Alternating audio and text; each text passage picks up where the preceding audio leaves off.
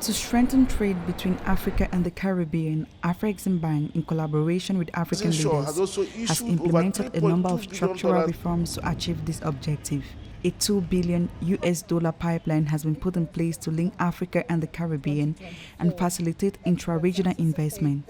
In addition to supporting the African Continental Free Trade Area Secretariat in terms of funding, Afreximbank provides human resources to strengthen its negotiating capacity. We are pursuing initiatives that will enable Africans to trade amongst themselves. If you take infrastructure, for example, we are working on border posts. We recently completed the Zim border post between Zimbabwe and South Africa. We are working on rail.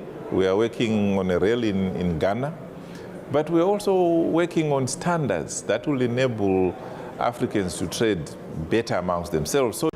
Although African exports to the Caribbean represent less than 0.1%, several memoranda of understanding has been signed between Afreximbank and the Caribbean export to facilitate trade and investment, knowledge, capacity building, and technical collaboration between Africa and the Caribbean.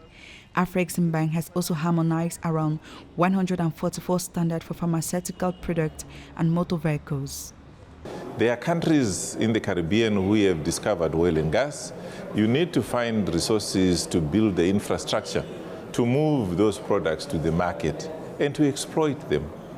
You need resources for that. On the continent, it's no different. We face climate-induced catastrophes, especially in the southern part of the continent, in the east part of the continent. And we need to find resources to deal with that. Africa suffers deficits in terms of infrastructure, in terms of energy.